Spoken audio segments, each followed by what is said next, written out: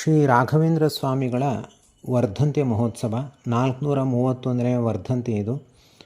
ತದಂಗವಾಗಿ ಜನವರಿ 8ನೇ ತಾರೀಕಿನಿಂದ 48 ದಿವಸಗಳ ಕಾಲ ಅಖಂಡವಾಗಿ ಒಂದು ಮಂಡಲೋತ್ಸವ ನಡೆಯುತ್ತೆ.